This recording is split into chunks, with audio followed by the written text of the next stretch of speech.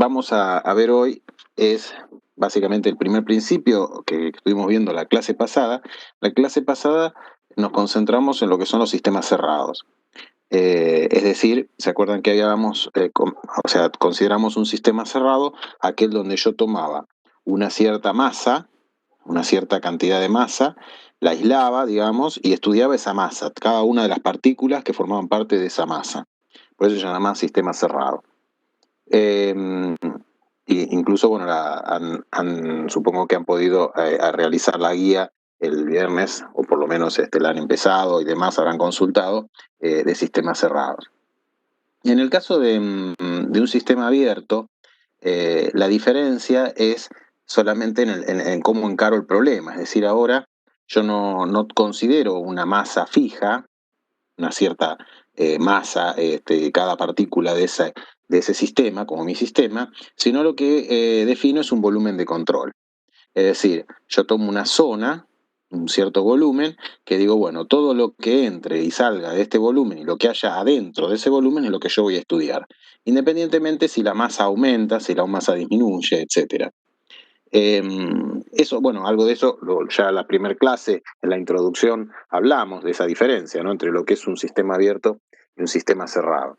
Bueno, hoy lo que vamos a ver es cómo abordar los problemas de un sistema abierto, que en la mayoría de las máquinas, las termomáquinas, digamos, o máquinas hidráulicas incluso, se consideran como sistemas abiertos. Es decir, sin ir más lejos, un claro ejemplo, una manguera de riego es un sistema abierto, es decir, ingresa una cierta masa por un extremo y sale la misma masa en particular por el otro. Es decir, yo no tengo una masa fija, sino lo que tengo es un volumen que es donde yo centralizo el estudio. Entonces, en sistemas cerrados, como bueno, la masa es constante, y planteábamos que la energía que entra menos la energía que sale a esa masa es la variación de energía del sistema. En definitiva, ese era el primer principio, o sea, el planteo de la ecuación del primer principio para sistemas cerrados. Y obviamente esto es general, es para todo, es decir, la energía que entra menos la energía que sale, variación de energía del sistema. Bueno, ahí hay un pequeño ejemplo, por ejemplo, es esquemático, un compresor de aire, obviamente es un esquema, por eso les digo, en donde tomo un volumen, que serían las líneas punteadas. Es decir, todo lo que está ahí adentro es mi foco de estudio. Ahora bien, ese volumen de control va a tener fronteras. Las fronteras son los lugares a través de los cuales el sistema intercambia masa con el medio. Y esas fronteras, en este caso, serían estos dos conductos, estas dos caños que tiene adosados acá.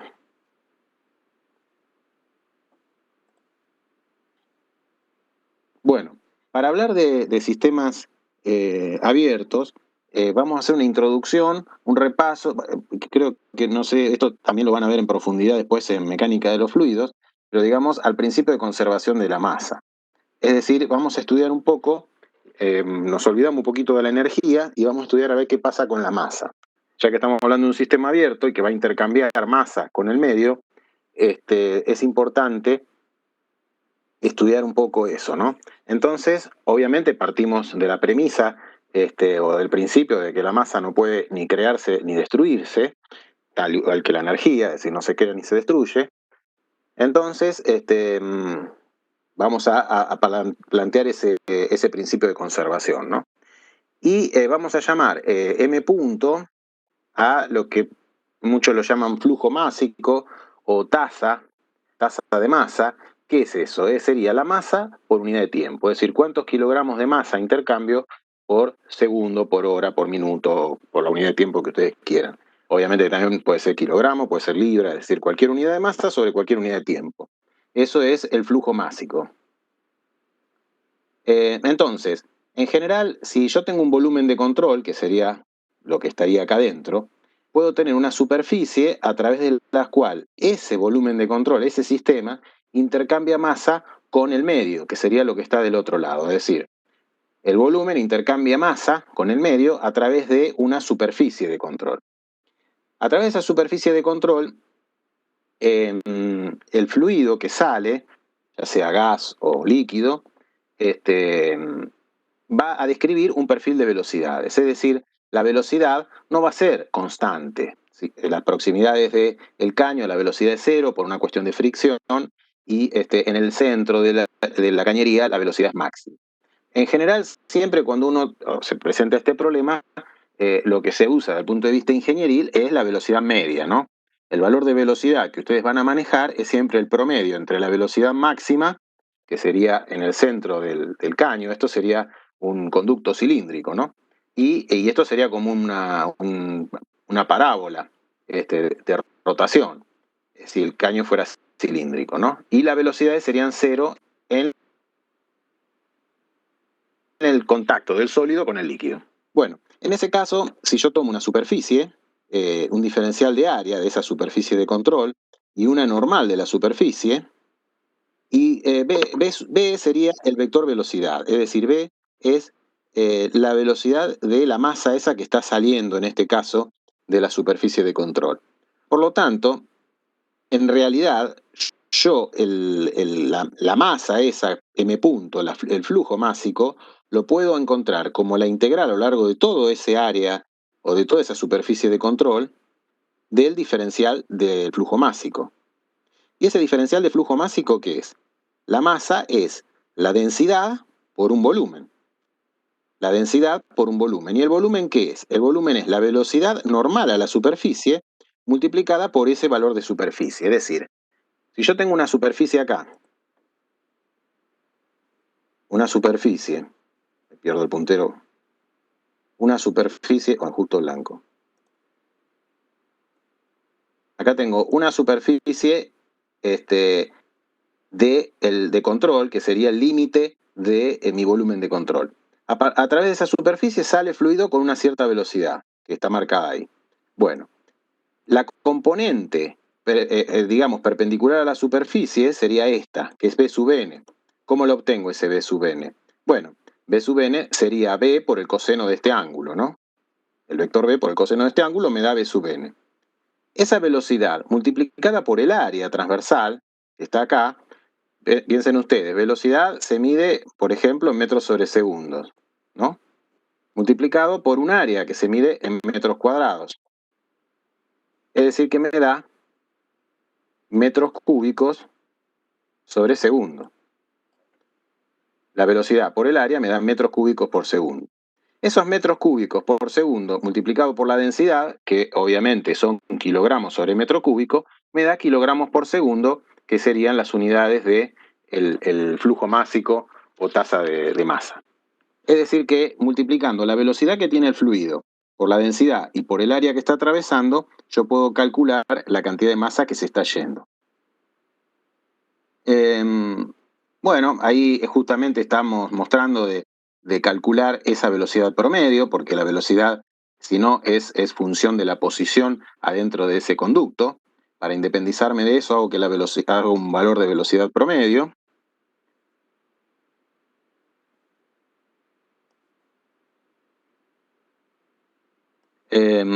No sé, ¿alguien más no ve la pantalla? Hay un chico que pregunta. Sí, bueno, si alguien no la ve, ponga.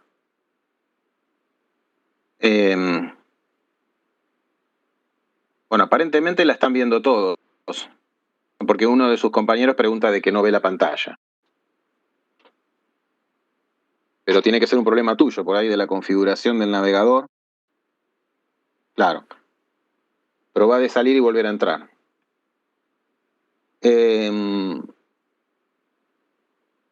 Entonces, les decía que esa densidad constante, si yo considero que la densidad es constante y puedo calcular una velocidad promedio, es decir, supongo de vuelta que la velocidad en cualquier punto en el caño, es decir, esto visto de allá, digamos, ¿no? De donde viene el flujo, me encuentro con un caño circular, por el cual va a ir saliendo fluido, ¿no? En la dirección lineal. O sea, de acá en el pizarrón no lo vería porque serían flechitas que entran al pizarrón, que serían estas líneas que están acá, ¿no? Eso estamos diciendo.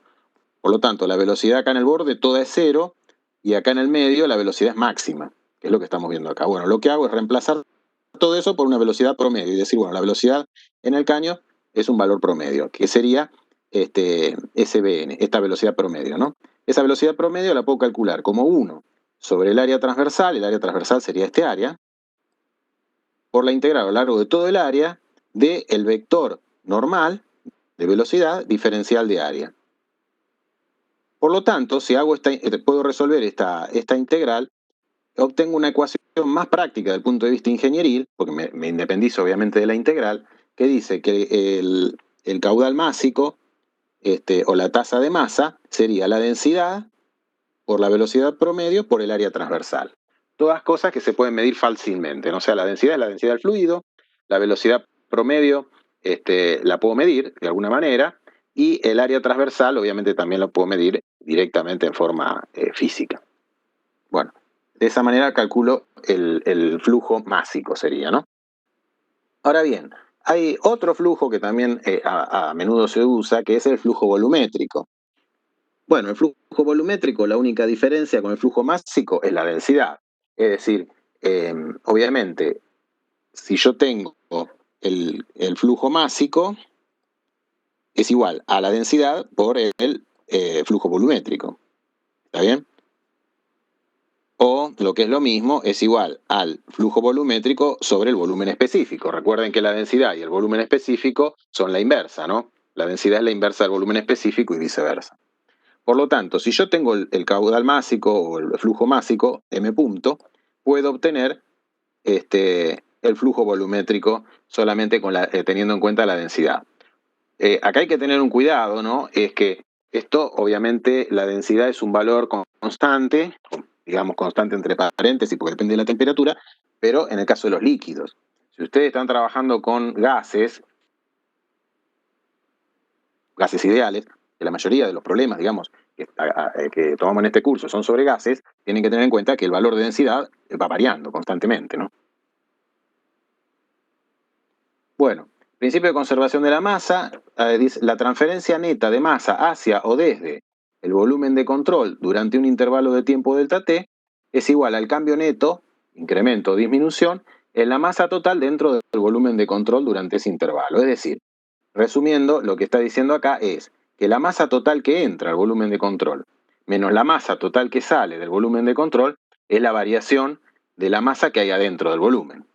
¿Está? Es decir, si entran, por ejemplo, al volumen de control, entran 10 unidades de masa y salen del volumen de control 5 unidades de masa, quiere decir que adentro del volumen de control se incrementaron en 5 la cantidad de unidades de masa que hay. El delta de masa es 5, porque 10 menos 5 me da 5, ¿no?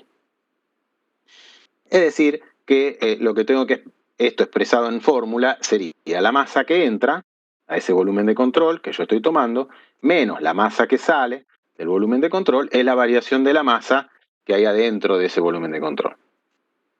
Eso si lo tomo directamente en total, valores totales. Ahora, si lo que hago es medirlo por unidad de tiempo, lo que tengo es la tasa o el flujo másico, ¿no? Es decir, el flujo másico que entra menos el flujo másico que sale es igual a la variación de la masa respecto del tiempo dentro de ese volumen de control. Y obviamente que ahora las unidades, en vez de ser kilogramos, son kilogramos por segundo. Es decir, son las dos ecuaciones lo mismo, pero expresadas de diferente manera, en un caso por unidad de tiempo y el otro en forma total. Entonces, la masa de ese volumen de control, la masa del volumen de control que nosotros elijamos como sistema, va a ser la integral a lo largo de todo ese volumen de la densidad por un diferencial de volumen.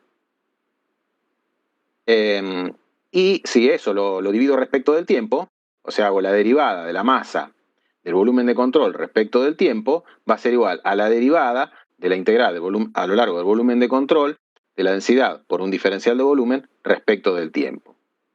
Es decir, esto es, ¿qué me está diciendo? ¿Cómo varía la masa? ¿Cómo varía la masa dentro del volumen de control a medida que pasa el tiempo? ¿Está? Es decir, la masa dentro del volumen de control es la integral sumar cada pedacito de masa que haya dentro del volumen. Eso es la masa que hay. Ahora, ¿cómo varía la masa respecto del tiempo? Puede ser que la masa aumente, puede ser que la masa disminuya. o puede ser que la masa se mantenga constante. Eso, básicamente, es el m punto, ¿no? Que vimos recién. La derivada de la masa respecto del tiempo. Ahora, si el sistema es cerrado, que es todo lo que estuvieron viendo ustedes la clase pasada, la masa era constante. O sea, siempre lo que hacían justamente era decir, bueno, este es mi sistema, es esta cantidad de partículas. Por lo tanto, la variación de la masa dentro de ese volumen de control respecto del tiempo va a ser cero. No va a haber variación de la masa porque la masa es constante. Bueno, acá me quedó, me parece mal. Sí, me quedó una diapositiva mal. Bueno, básicamente este vector velocidad que yo tengo acá, que sería la velocidad del fluido, o sea, esto es el volumen de control, lo que está con línea de puntos, ¿no?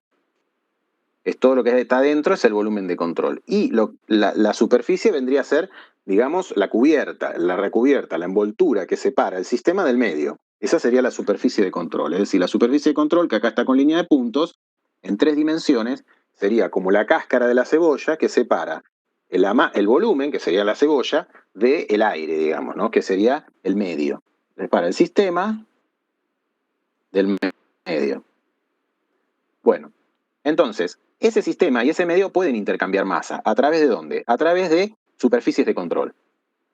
Yo puedo, en general, hacer que parte de esa superficie, un diferencial de esa superficie, salga masa con una cierta velocidad. Bueno, ya lo vimos hace un rato. Eso es un vector velocidad.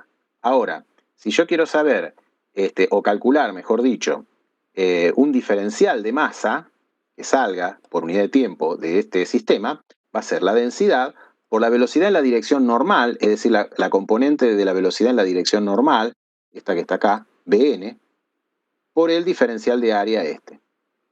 ¿Está?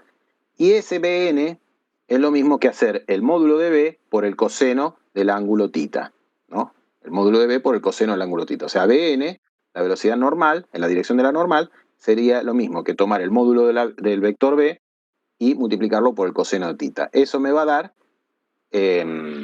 la velocidad en la dirección perpendicular al área, que es la que necesito para poder calcular, multiplicada por la densidad y por el área propiamente dicho, el flujo másico, que sería la masa por unidad de tiempo, kilogramos por unidad de tiempo. Eso es diferencial, ¿está? Porque partí de un elemento diferencial. Ahora, si yo quiero calcular cuánta es la masa neta, el flujo másico neto que sale del volumen de control, lo que tengo que hacer es tomar este diferencial e integrarlo a lo largo de toda la superficie de control. ¿Está? A lo largo de todas las superficies que intercambien masa entre el sistema y el medio. Obviamente que si integro todo esto, hay que ver si la densidad es constante, digamos, si la velocidad normal, etcétera, para poder ver qué puede salir de afuera de la integral y qué no. Lo dejamos así expresado porque sería un caso más general.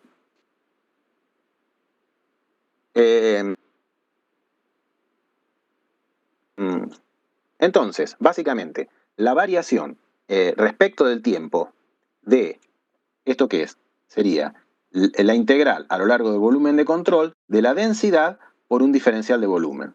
Supongamos que la densidad es constante, que la pueda sacar afuera. Pensemos, ¿qué me está diciendo acá? Esto es la variación de la masa respecto del tiempo en el volumen de control. Es decir, esto es m punto. ¿Cómo varía la masa adentro o sea, la variación de la masa que tengo encerrada en ese volumen de control respecto del tiempo? Eso sería esto. Y eso tiene que ser igual a qué cosa, por conservación, a lo que se me vaya por las superficies de control. Es decir, a la densidad por la velocidad, en este caso por el coseno de θ, bueno, ahí tal cual está, por diferencial área. Si yo esto son constantes, la puedo sacar afuera de la integral, me va a quedar por el área, ¿no? El área de control, que es el área de las superficies de control. Es decir, bueno, acá me quedé cortado, pero el coseno de θ, ¿no? Es decir, que lo que estoy diciendo acá es, estoy ratificando la primera ecuación que planteamos hoy. Es decir, la variación de la masa adentro del volumen de control va a ser igual a la masa intercambiada a través de la superficie.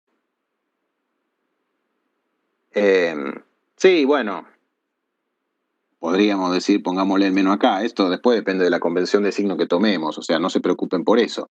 pero piensen ustedes que no sabemos si está entrando, está saliendo. En realidad, esto me lo va a dar, fíjense ustedes, que cuando yo hago el producto de B por el coseno de tita, si este tita es menor de 90 grados, me va a dar positivo, ¿no? Entonces, en ese caso, me va a dar de que el flujo está saliendo. Ahora, si el coseno de tita, si el ángulo tita es mayor de 90 grados, el coseno de tita me va a dar negativo y acá me va a dar un menos. En ese caso me estaría diciendo que el flujo está entrando. Eso lo pueden ver después, si quieren más tranquilos, digamos, acá, ¿no? Justamente, o sea, fíjense en esto, es el producto de este vector con esta normal. Por lo tanto, si los dos están para el mismo lado, obviamente que me va a dar positivo, y si este está para adentro, el coseno vale más de 90 grados, y por lo tanto, la velocidad es entrante, quiere decir que el flujo entra. Bueno, entonces, ahí yo lo que puedo plantear es que esa superficie de control no va a ser la cáscara de la cebolla, como les di el ejemplo recién, sino que en realidad yo voy a tener zonas por donde va a entrar y va a salir fluido, ¿no? Es decir, por ejemplo, yo tengo un tacho, va a tener una entrada y una salida, un caño para entrar y un caño para salir. Entonces, lo que voy a tener en realidad son superficies delimitadas para entradas y salidas. Entonces, la variación de la masa dentro del volumen de control va a ser igual a la sumatoria de, digamos, las masas que salen menos la sumatoria de las masas que entran. Acá este más está mal, ¿no? O sea, en realidad, fíjense que está igualado a cero, ¿no? O sea, lo que yo tengo, la masa que tengo dentro del volumen de control, más lo que entra, menos lo que sale, tiene que ser igual a cero. Es decir, sí. Perdón, ¿podrías repetir de nuevo lo de la variación de la masa, es el volumen de lo que entra menos lo que sale? Era, perdón. No, bueno, acá fíjate, o sea, pensemos, vos tenés una cierta masa dentro de un volumen de control. Entonces, acá está, mira, acá abajo está más claro porque ya está despejado. La variación de la masa dentro del volumen de control respecto del tiempo es igual a la masa que entra menos la masa que sale. Es decir, si por ejemplo entra más masa que la que sale, supongamos entran 10 por distintas entradas, ¿no? Pueden ser una o pueden ser varios caños que están entrando masa adentro del sistema. Y salen 8, por decir así. Si entran 10 y salen 8, por lo tanto, está aumentando la variación de la masa respecto del tiempo es de 2. Entra más de lo que sale, por lo tanto se está acumulando masa adentro del sistema de control. Ahora, supongamos que es al revés. Si es al revés, por ejemplo, supongamos que están entrando 8 unidades de lo que fuese, ¿no? Kilogramos por segundo, no sé, lo que quieran, y están saliendo 10, vamos a invertirlo. Es decir, si están entrando 8 y están saliendo 10, ¿qué quiere decir? Que esto me da menos 2. Quiere decir que la masa disminuye en 2 kilogramos por segundo, por ejemplo, dentro del sistema. Es decir, que va disminuyendo la masa dentro del sistema. Está, básicamente, bueno, es pasar, estos que están acá lo pasan para el otro lado restando, ¿no? O sea, esta queda como la menos la que sale y esta que es menos entrada queda como más la entrada, que es lo que está acá abajo.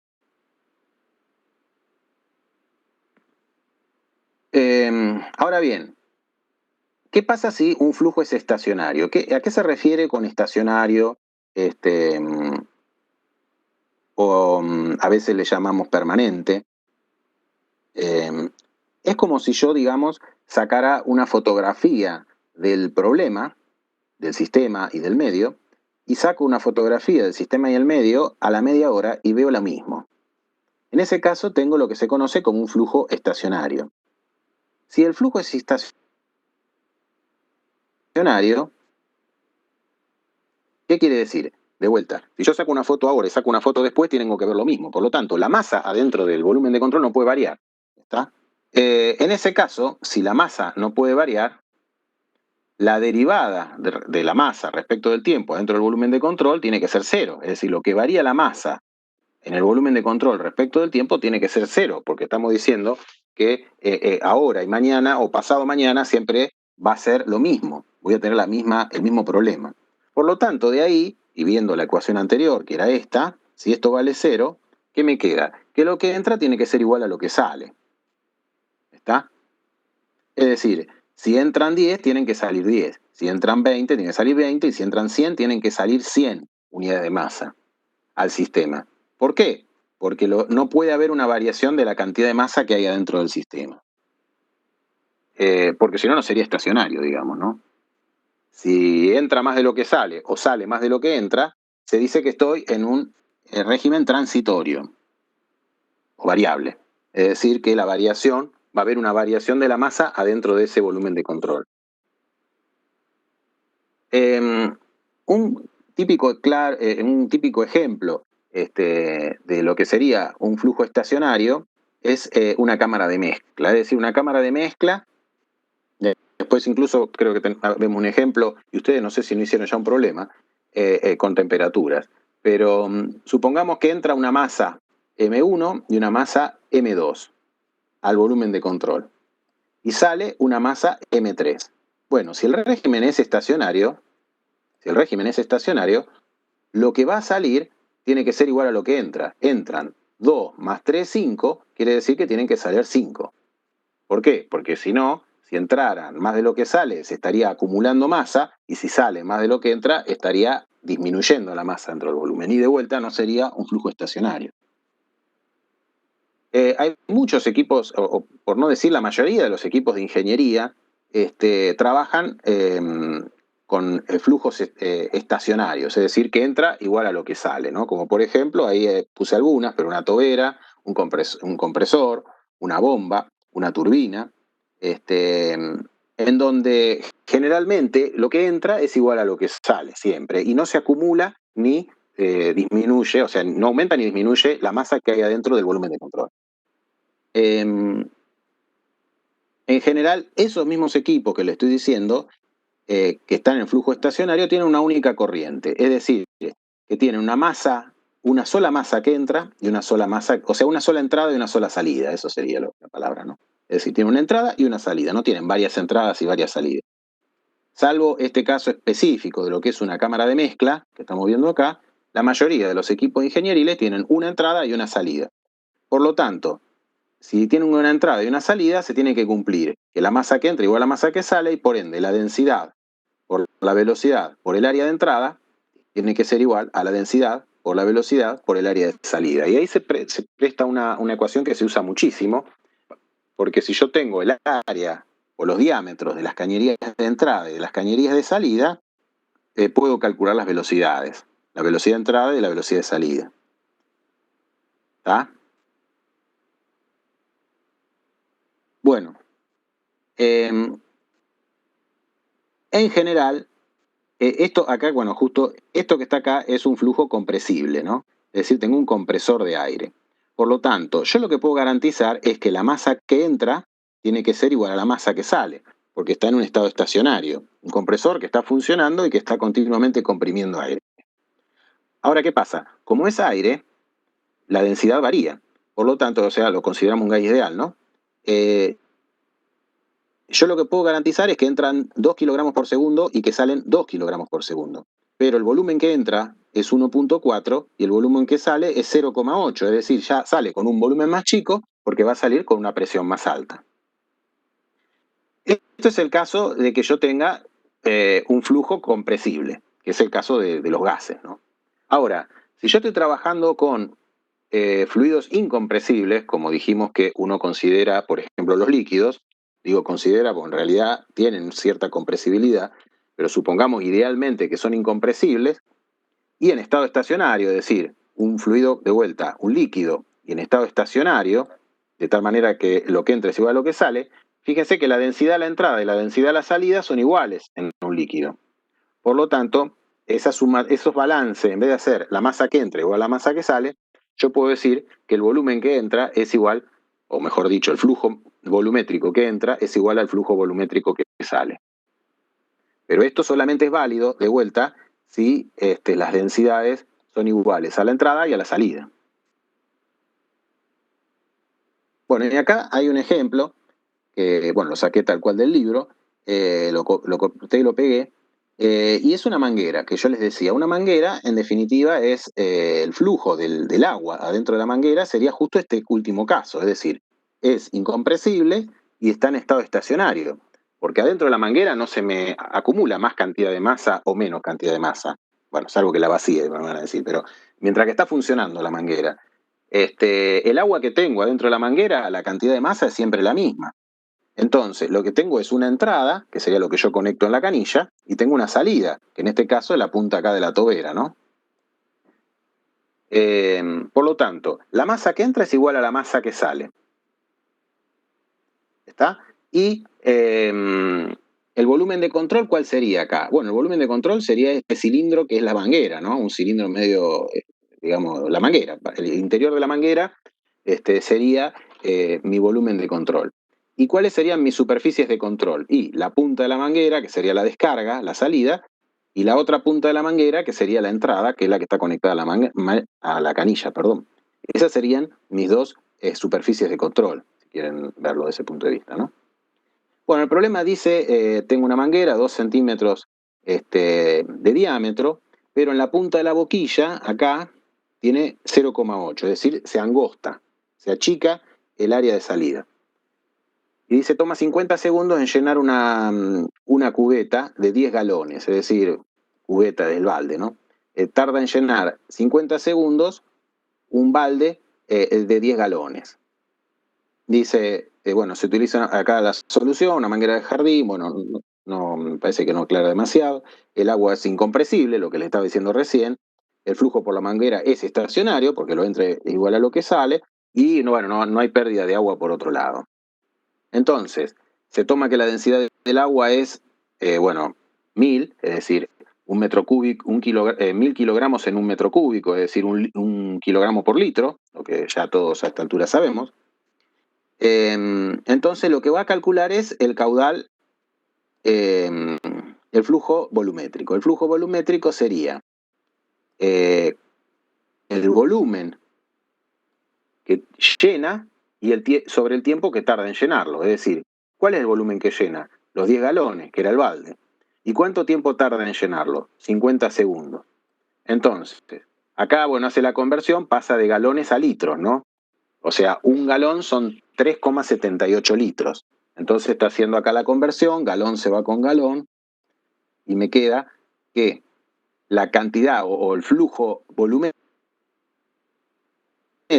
son 0,75 litros por segundo. Es decir, que por la manguera pasan casi un poco menos de 1 litro por segundo. Eso es lo que está pasando, o el flujo volumétrico. Ahora bien, la densidad del agua la dice acá, ¿no? O sea, 1 kilo es 1 litro. Por lo tanto, si 1 kilo es 1 litro, el flujo másico es lo mismo, es decir, el mismo número, ¿no? 0,757. Nada más que ahora kilogramos por segundo. Esto se da de vuelta, porque justo el agua es una sustancia que tiene un valor redondo, ¿no? 1 kilo, 1 litro. Eso sería el punto 1, o sea, bueno, calculamos cuál es el caudal, el flujo másico y el flujo volumétrico. Ahora bien, el área de la sección de la salida, o sea, en la punta de la boquilla, dijimos que tenía 0,8 de diámetro. Por lo tanto, el radio es 0,4. Por lo tanto, pi por radio al cuadrado es pi por 0,4 elevado al cuadrado, me da, este es el área a la salida de la tobera, esa que llaman, que sería el difusor que uno usa para regar. Este es el valor del área. Ahora bien, el flujo volumétrico a través de la manguera y en la boquilla es constante, porque es un fluido incompresible. Entonces, ¿cuál es la velocidad promedio del agua a la salida de la boquilla? Bueno, recuerden ustedes que la velocidad por el área me da el caudal o el flujo volumétrico, ¿no? O sea, lo que vimos hace un rato, que la velocidad por el área es igual al, bueno, ahí le ponen una letra muy parecida, pero sería el vol. Yo le había puesto volumen, ¿no? Vol. Punto. sería el volumen por unidad de tiempo, el flujo volumétrico.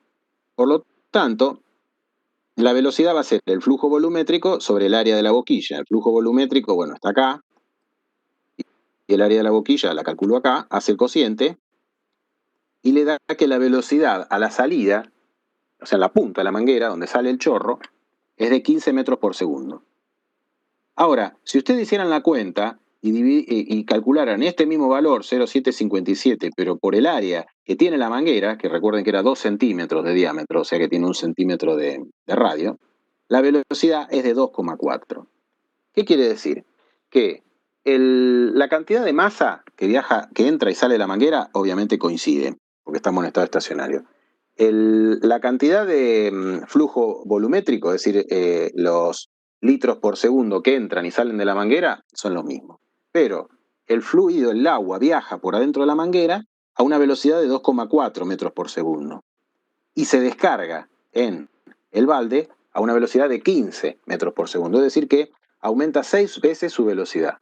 ¿Eso por qué lo hace? Bueno, básicamente porque estamos achicando el área. Es decir, le achicamos el área a la salida. Por eso, al achicar el área, aumenta la velocidad para mantener ese caudal constante. ¿Está? Bueno, este es un ejemplo que, digamos, no es térmico, ya lo están viendo, es todo de mecánica de los fluidos, pero les va a servir para cuando tengan que encarar los problemas en general. Bueno, ahora sí, habiendo hecho un repaso, o mejor dicho, una introducción del punto de vista de la conservación de la masa para sistemas abiertos, nos vamos a ir metiendo en el primer principio para sistemas abiertos. Y para eso vamos a, primero que nada, mejor dicho, introducir un concepto que es el concepto de entalpía. Bueno, ahí hay una frase que la copié también del libro, dice: a diferencia de los sistemas cerrados, que es lo que estuvieron estudiando ustedes, en los volúmenes de control hay flujo de masa a través de sus fronteras. Ya estuvimos charlando de esto. Y se requiere trabajo para introducir o sacar ese volumen, esa masa, adentro del volumen de control. A este trabajo recibe el nombre de trabajo de flujo o energía de flujo, y es necesaria para mantener un flujo continuo a través de un volumen de control. Es decir, yo tomo un aparato cualquiera, acá con línea de punto, defino mi volumen de control, y voy a tener esto como una superficie de control y esto otro como otra superficie de control. Vamos a idealizarlo, es imaginario que hay un pistón, porque ustedes ya hicieron ejercicios con un pistón, lo charlamos la clase pasada. Vamos a imaginar que hay un pistón. Entonces, esta masa que está acá, que va a tener un cierto volumen y una cierta presión, yo la tengo que, o mejor dicho, el medio la tiene que introducir adentro del volumen de control. Y a su vez, el sistema va a tener que sacar de adentro de su volumen cierta cantidad de masa y mandarla al medio. Entonces, ese trabajo que hace el medio para introducir masa en el sistema y el trabajo que hace el sistema para descartar masa hacia el medio sería la entrada de agua a la manguera y la salida de agua de la manguera. Esos dos trabajos es lo que se conocen como trabajo de flujo o energía de flujo. ¿Está? Ustedes hicieron algunos ejercicios en sistemas cerrados en donde había un pistón que se movía, en definitiva, ¿no? Bueno, esto es medio similar a la idealización que estamos haciendo. Estamos suponiendo un pistón imaginario, porque en realidad acá no hay algo físico, sino que es algo continuo, es decir, está entrando masa y después entra más masa y después entra más masa. Es decir, el pistón lo pongo como idealmente para poder idealizar el problema. Entonces, por ejemplo, acá tengo una masa, justamente, que tiene un cierto volumen y una cierta presión, y después de que el medio hace trabajo sobre el sistema, logra meter esa masa adentro del volumen de control. Entonces el medio hace un trabajo que se llama trabajo de flujo, para poder introducir la masa dentro o sea, pasarla del medio al sistema. Y es, bueno, una energía necesaria para mover ese fluido. Entonces, cuando el fluido está estático, que es lo que ustedes vieron, que vimos la clase pasada y que estuvieron seguramente viendo los ejercicios, la energía que yo tenía en esa masa que tomaba como masa de control en el sistema cerrado era igual a la energía interna que tenía, más la energía cinética y la energía potencial que, bueno, a veces generalmente la despreciábamos. Bueno, ahora, cuando yo tengo un fluido en movimiento, en realidad,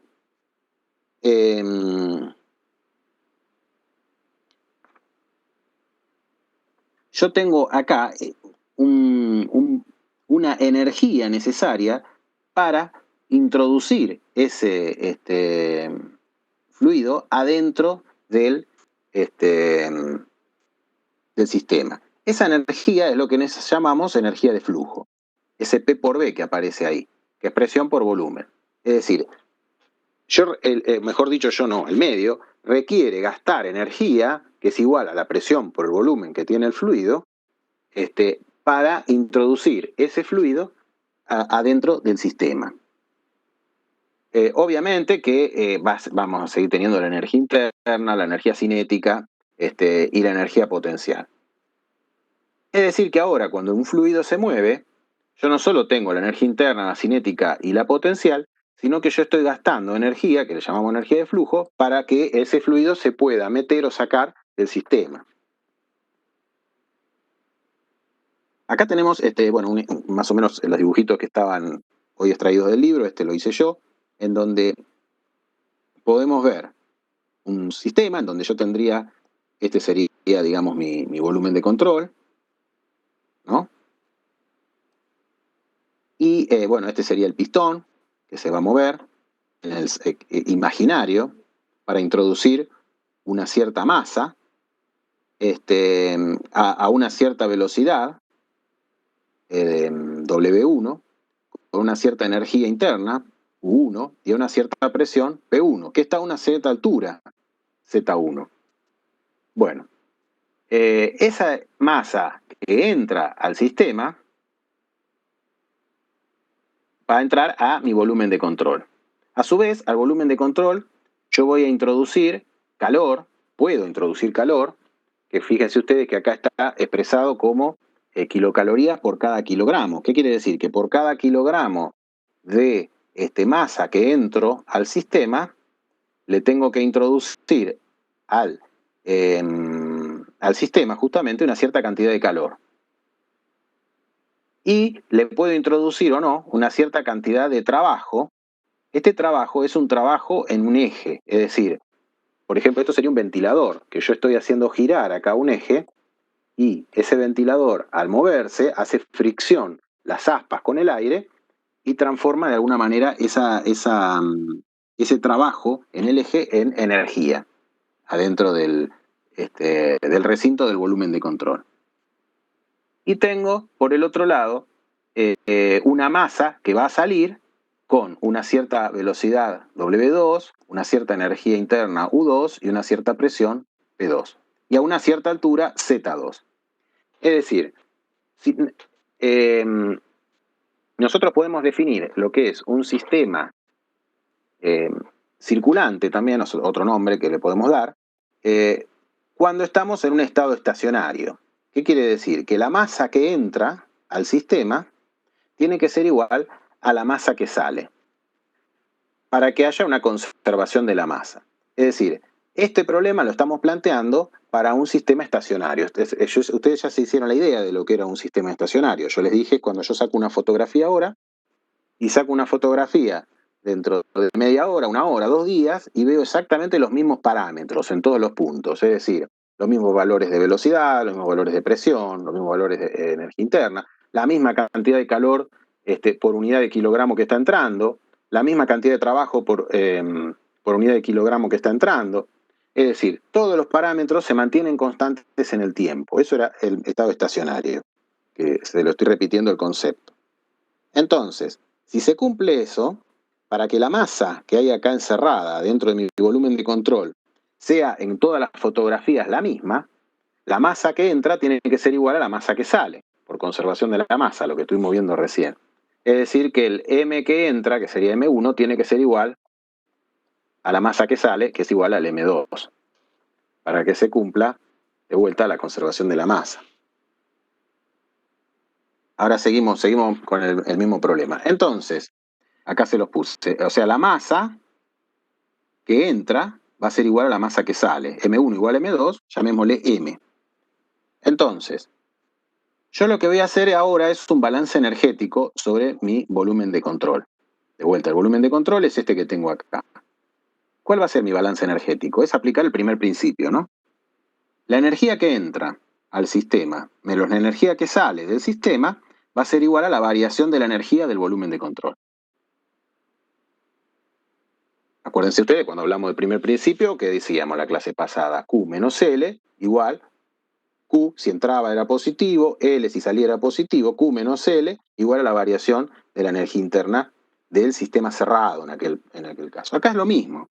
Estamos diciendo en general, la energía que entra menos la energía que sale es igual a la variación de energía del volumen de control. Esa energía que entra y energía que sale, ¿qué puede ser? Puede ser calor, que entra o que salga, puede ser trabajo, que entra o que salga, o puede ser energía de transporte para ese fluido que tengo que meter o sacar. Es decir, este fluido que está entrando por acá, estábamos planteando, o este fluido que tengo que sacarlo por acá, va a traer cierta energía. Es decir, yo voy a tener que gastar cierta energía en este fluido para meterlo adentro y el sistema va a gastar cierta energía para sacarlo al exterior. Esa energía es la energía transportada por el fluido, en definitiva, a la entrada, y esta es la energía transportada por el fluido a la salida. Por lo tanto, si el sistema está estacionario, que es lo que estamos planteando acá, de vuelta la foto hoy, mañana o pasado es la misma, la variación de energía de mi sistema de control, de mi volumen de control, tiene que ser cero. ¿Qué quiere decir? Que si acá tengo X unidades de energía, mañana, pasado, dentro de un año va a seguir habiendo X unidades de energía. Por lo tanto, la variación de energía adentro del volumen de control va a ser cero. La energía que entra menos la energía que sale. Entonces, ¿cuáles son esas energías que entran y esas energías que salen? Bueno, ¿o qué energías están en juego? Empecemos por ahí. Bueno, ¿qué energía está? El calor, que acá lo estoy midiendo como kilocalorías, unidad de energía, ¿no? Por unidad de kilogramo que estoy metiendo al sistema o que va viajando por dentro del sistema, recuerden. La masa que entra igual a la masa que sale. Por lo tanto, la variación de masa acá, el delta M adentro del sistema, vale cero. Y el delta de energía adentro del sistema tiene que también valer cero, porque si varía la energía, no es más estacionario.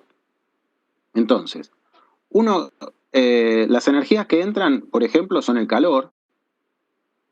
La energía que sale del sistema puede ser el trabajo en el eje. Este sería trabajo en el eje de la paleta, ¿no? E2 es una energía que sale y E1 es una energía que entra. Ahora igual lo vamos a acomodar, porque justo ahí queda medio, vamos a acomodarlo como energía que entra igual a energía que sale. Entonces, si ahora vemos, Q es el calor, que, por ejemplo, supongamos que está entrando, como está la flecha ahí. L es el trabajo, que supongamos que está saliendo. Trabajo en el eje, en este eje, ¿no? Que está girando. Ahora bien, U2 es la energía interna de la masa que está saliendo. Un medio de la masa por la velocidad al cuadrado sobre 2, la energía cinética de la masa que está saliendo, y G por Z es la energía potencial de la masa que está saliendo. Menos los parámetros de la masa que está entrando, la energía interna de la masa que está entrando, la energía cinética de la masa que está entrando y de la energía potencial de la masa que está entrando. Ahora, ¿qué nos falta sumar acá? Nos falta sumar la energía necesaria para ese trabajo de flujo que hablamos hoy. Es decir, la energía necesaria para meter la masa y que hace el medio sobre el sistema y el trabajo que tiene que hacer el sistema para sacar la masa 2. Es decir, esa energía o trabajo de flujo. Esa es P1 por B1 sería la energía que el medio hace sobre el sistema para meter la masa M1, M, y P2 por B sería el trabajo que hace el sistema sobre el medio para sacar la masa M2, M. ¿Está?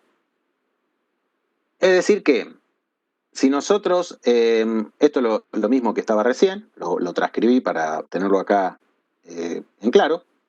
Fíjense ustedes que ahora lo acomodo como la energía que entra y la energía que sale. ¿Cuál es la energía que entra? El calor, estoy suponiendo que está entrando, positivo, U. La energía interna, la energía cinética y la energía potencial de la masa que está entrando, más ese trabajo de flujo que tiene que hacer el medio sobre el sistema para meter la masa. Todas esas son energías que están aportándose al sistema, al volumen de control. Son energías que el medio aporta al volumen de control.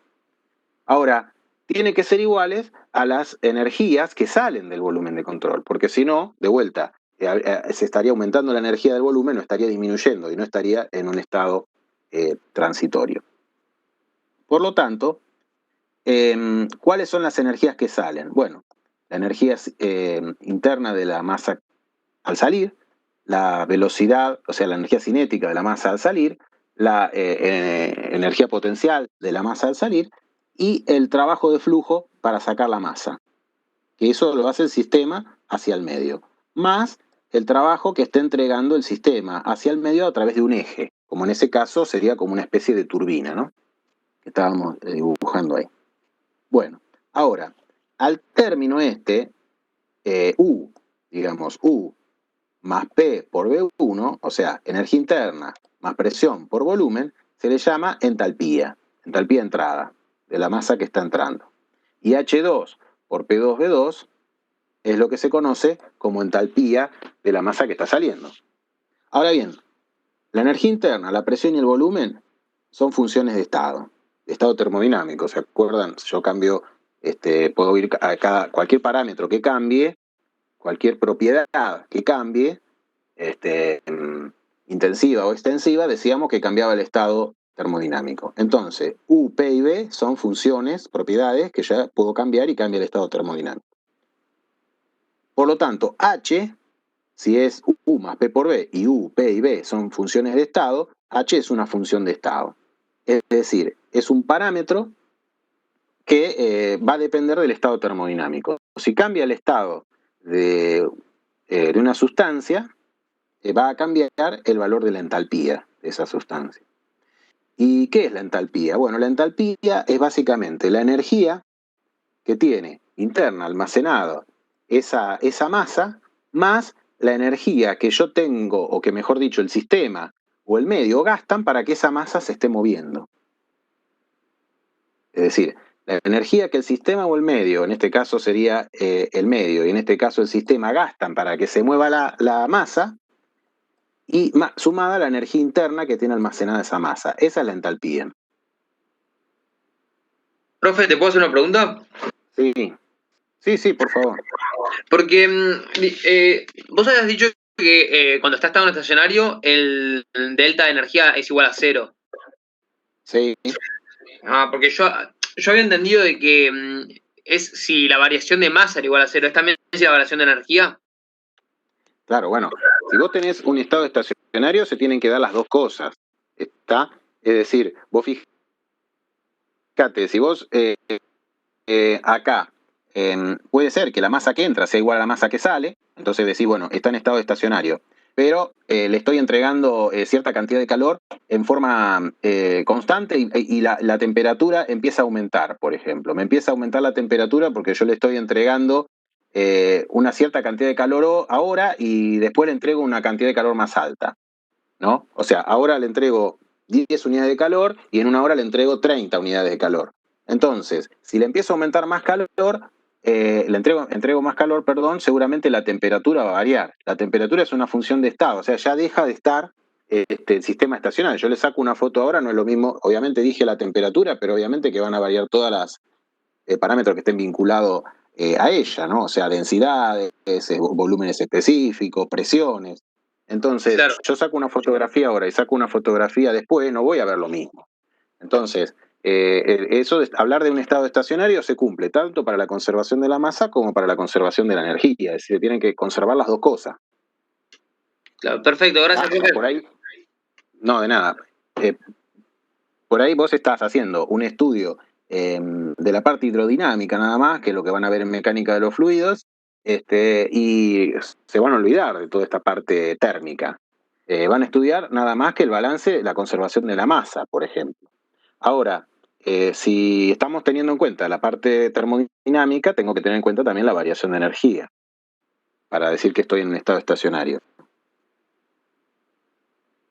Bueno, entonces les decía que la entalpía, esta HU igual a U más P por B, es sí, en general, igual que pasa con la energía interna, igual que pasa con el volumen, si lo escribimos con letra minúscula, está expresado por unidad de masa, que en el caso del volumen, en letra minúscula, sería el volumen específico, ¿no?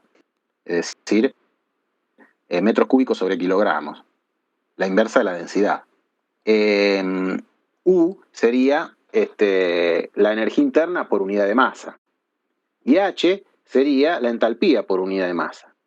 Obviamente que la presión no, porque la presión es una propiedad intensiva, no depende de la cantidad. Es decir, yo tengo 3 kilos de masa o tengo 300 kilos de masa, la presión adentro del sistema va a seguir siendo la misma, igual que la temperatura, no depende de la cantidad, son propiedades intensivas. O sea, por eso esta no cambia.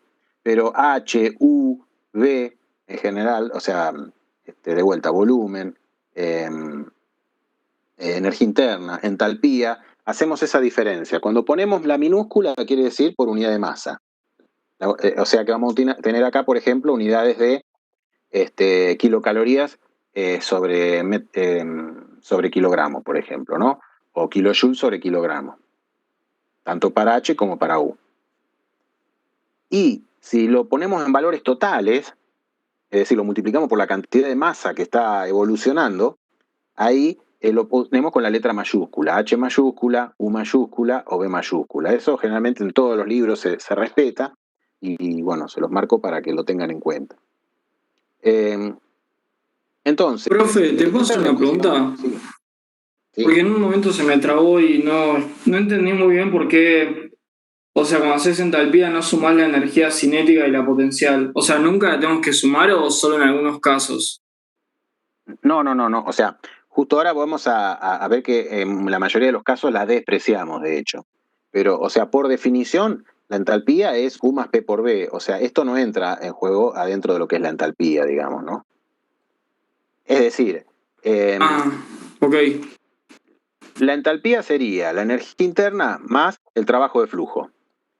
Y la suma de todo, o sea, todo esto, la energía interna más la energía cinética, la energía potencial más esto, sería la energía que transportada por el fluido. Es decir, un fluido que se está moviendo va a tener acumulado adentro de ese fluido una cantidad de energía que se va a deber a la energía interna, a la energía cinética, a la altura, a la energía potencial y al trabajo para moverlo. Esa es la energía que transporta el fluido. O sea, el fluido lleva consigo una energía, como la cantidad de movimiento cuando vieron física. Eso es todo esto. Pero en realidad, la entalpía es solo U más P por B. Se define así, digamos.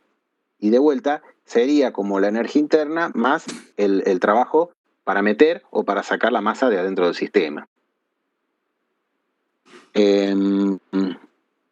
Entonces... Perfecto. Muchas gracias, profe. No, bueno, no, de nada. En función de lo que vos me preguntás, y justo ahí da lugar para decir de que en general la energía cinética y la energía potencial se desprecian, ¿no? En general son despreciables. Ya lo vimos el otro día con el caso de los gases, que digamos necesitaría una masa gigante de gas como para variar solo en 1 kilocaloría los valores de un problema. Entonces generalmente se desprecian. Entonces me queda que U1 más P1, B1 sería H1. Y U2, o sea, la energía interna a la salida, más la presión a la salida por el volumen a la salida, sería la entalpía a la salida.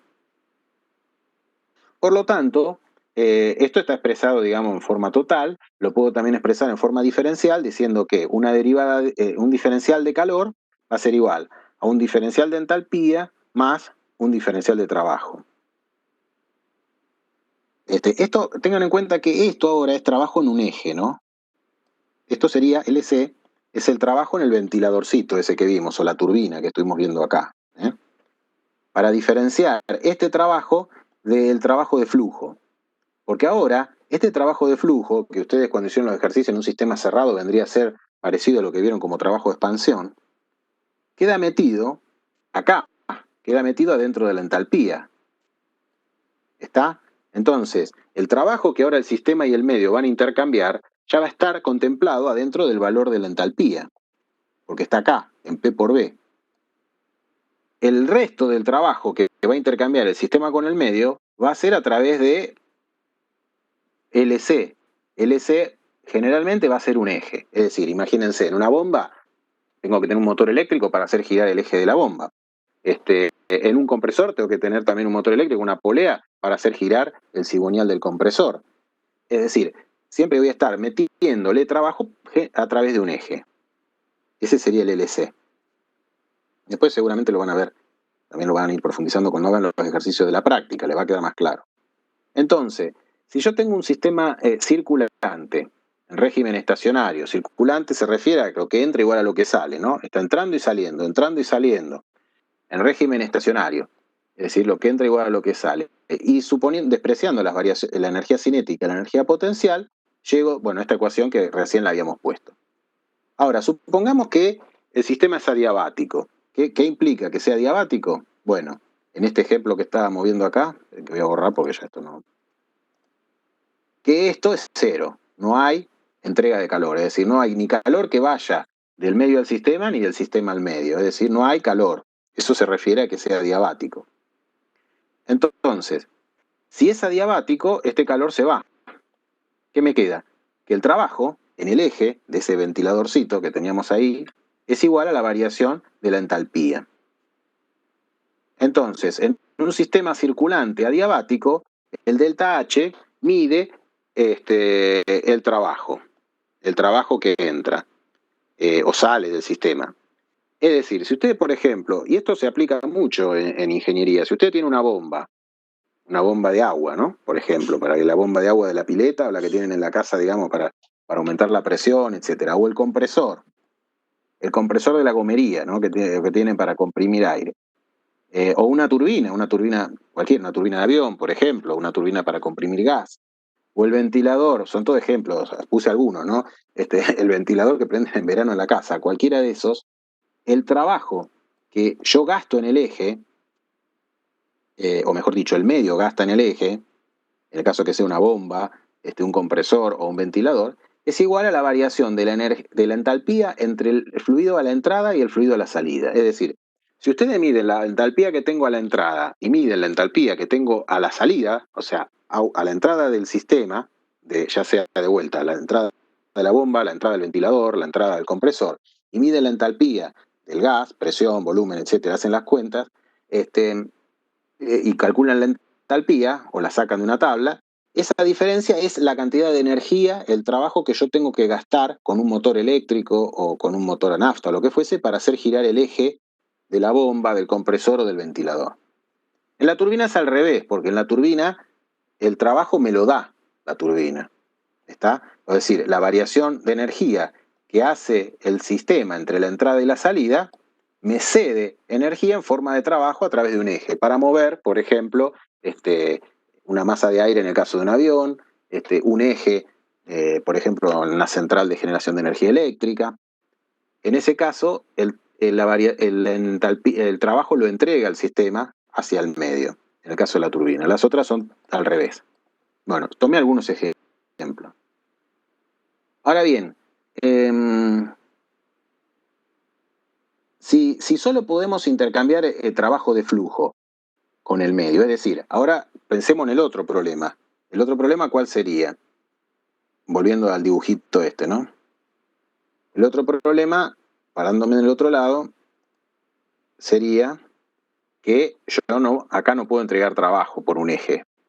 Es decir, el único trabajo que puede haber en juego es este P por B, ¿está bien? El trabajo de flujo que llamábamos hoy.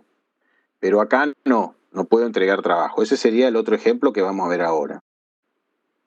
Entonces, si solo puedo intercambiar trabajo de flujo con el medio, yo sé que la derivada, un diferencial de trabajo, perdón, va a ser igual a P por un diferencial de volumen. Esta era la definición que ya vimos en la clase pasada del trabajo de expansión, ¿se acuerdan?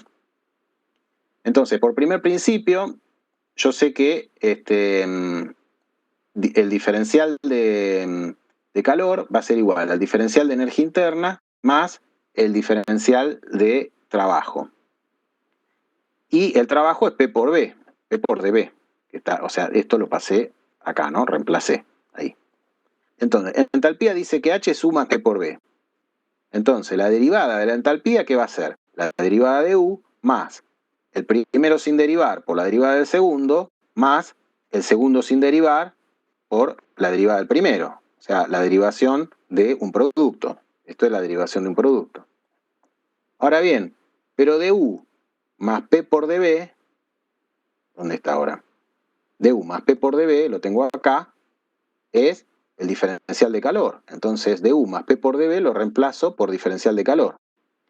¿Qué me queda? Que el diferencial de entalpía es igual al diferencial de calor más B por dP. O sea, por el volumen por una variación de presión. Vamos. Esto, ¿cómo lo planteamos? Suponiendo que no hay trabajo. Que no hay trabajo a través de un eje. Que solamente hay trabajo de flujo. Ahora, supongamos que la presión es constante. Si la presión es constante, no hay variación de la presión.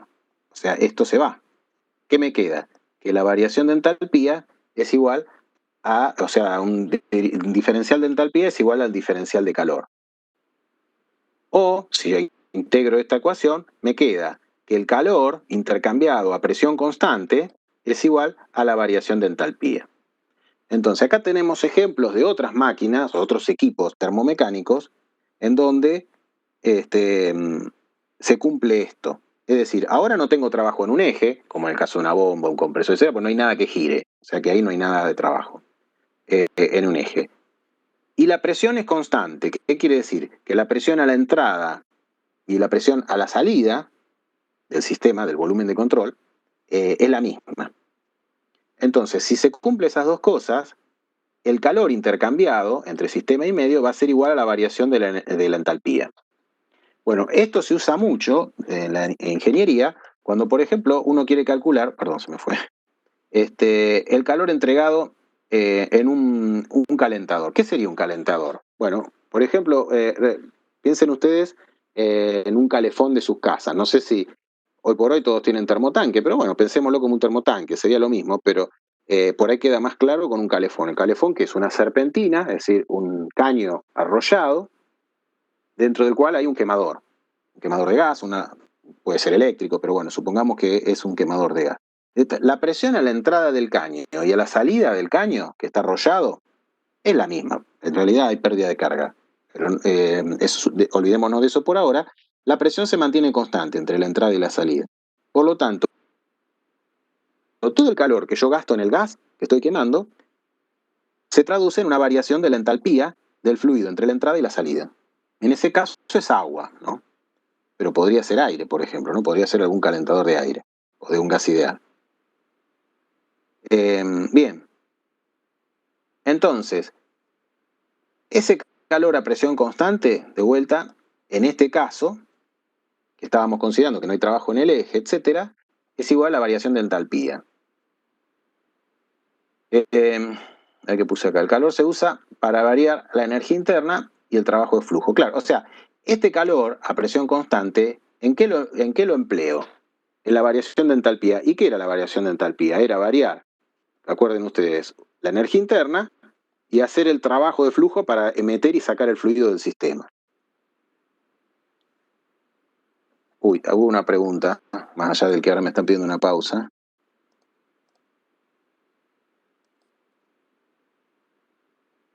Por convención, considera energía entrante al calor y saliente al trabajo pero pueden tener la dirección opuesta que se refleja en el signo menos que pones en la ecuación. Sí, o sea, obviamente que pueden tener... Eso lo o sea, puse si el calor... Martín. Perdón. Fabio. Esa es mi respuesta. Bueno, no le había leído que lo había escrito. Igual no sé si entendió. Explícale, no sé qué quisiste. Decilo, a ver. No, hay una pregunta antes. Yo contesté esa pregunta que arriba. Me la perdí. Arriba de la mía.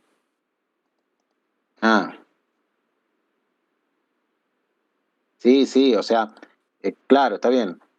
Sí, el calor puede entrar o puede salir, el trabajo puede entrar o puede salir. Por convención decimos, si el calor entra, lo considero positivo. Ahora, si el calor lo hace el sistema sobre el medio, lo considero negativo. Eso lo único que hace es cambiarme ahí el signo de la ecuación.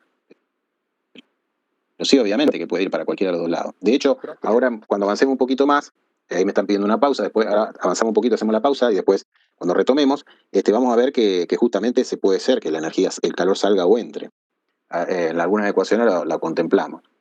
Entonces, Profe, sí. una consulta. El símbolo que está al lado del calor, que es como una delta, ¿es ¿La P? lo mismo? No, la P. No, del lado izquierdo.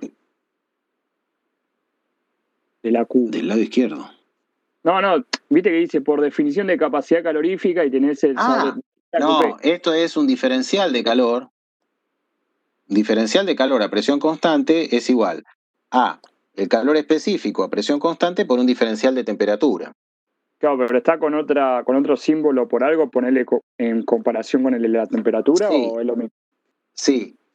Lo que pasa es que hay algunas propiedades o algunas variables en realidad que dependen, o sea, esto te lo digo tal cual lo leí en la literatura, no es que lo esté, que son derivadas inexactas. Cuando yo por ejemplo tengo el calor depende de la línea, de la trayectoria que va recorriendo a través de un flujo. La masa también depende de una trayectoria que va recorriendo, es decir, la masa entra y sale, el calor entra y sale junto con esa masa que va viajando. Ahora, la temperatura no, la temperatura son funciones de punto, es decir, yo tengo valores en distintos lugares, igual que la presión son funciones de punto. Entonces, según dice ahí el autor, para diferenciar la derivada de las funciones que son funciones de punto de las funciones que son funciones de línea, utiliza ese cambio sutil en la letra. O sea, la D arábiga vendría a ser para las que son de punto y esta delta para las derivadas de las que son funciones de línea. Que además dice que son inexactas, que ahí, bueno, la verdad tendría que profundizar porque no lo llegué a comprender. ¿Por qué habla de que estas derivadas, las de línea, son inexactas y las derivadas de puntos son exactas? Pero bueno, hasta ahí llegué con... Para nosotros va a ser lo mismo, ¿no? Para nosotros va a ser prácticamente lo mismo. Sí, obviamente. Para nosotros lo mismo. Yo porque respeté la bibliografía, y si ustedes agarran el Sengel, por ejemplo, o algún libro, cualquier libro de termodinámica, van a encontrar esa diferencia. Y bueno, y también se van a surgir la duda. Entonces, para eso lo puse respetando tal cual. De hecho, bueno, yo ya había tenido la duda. Recién ahora encontré acá que alguien lo explicara, ¿no? Que en el Sengel le explica ahí en un parrafito esa diferencia. Pero bueno, sí, de ahí viene eso. Pero para nosotros son derivadas. Olvidémonos de eso. Fíjense ustedes que acá tanto la entalpía como la temperatura, que son funciones de punto, es decir, en cada punto del espacio tengo un valor de entalpía o un valor de temperatura, son derivadas con la D nuestra, digamos, ¿no? Bueno, entonces, ¿en qué estábamos? Ya ahora aguántenme 5 minutitos y hacemos una pausa. Entonces, ese calor a presión constante, si suponemos que estamos a presión constante, es igual a la variación de la entalpía. Como les decía, esa variación de entalpía es la energía interna que varía en el fluido, más el trabajo que tiene que hacer el sistema o el medio para que ese fluido se mueva, entra o salga del volumen de control.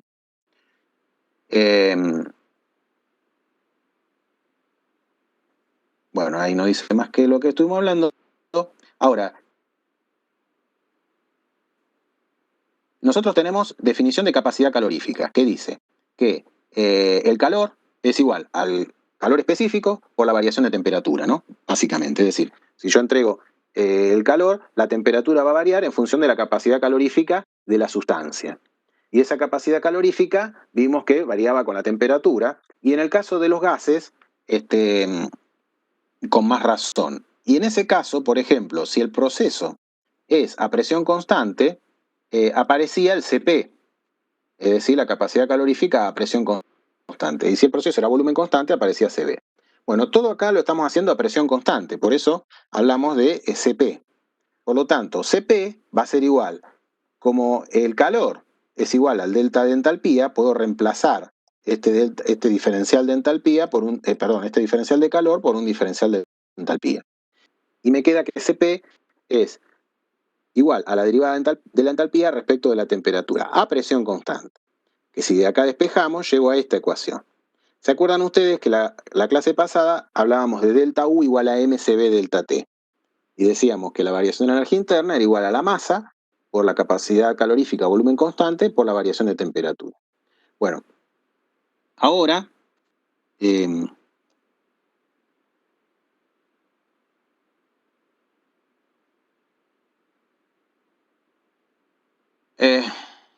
no sé qué están escribiendo acá, perdón, ¿no?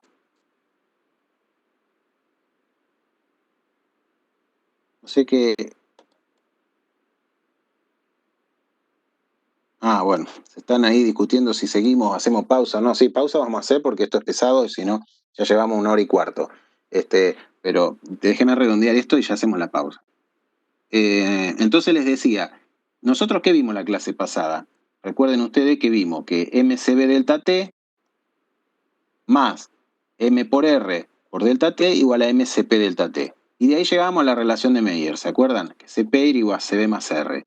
¿Qué más? Decíamos que CP siempre era más grande que CB porque tenía en cuenta el trabajo de expansión, lo llamábamos en aquel entonces, cuando hablábamos de sistemas cerrados. Bueno, fíjense ustedes ahora que si yo acá MCB delta T lo reemplazo por delta U y MCP delta T lo reemplazo por delta H, llego a esta ecuación, es decir, que el diferencial de entalpía es igual al diferencial de energía interna más R por T, por diferencial T. ¿Qué quiere decir?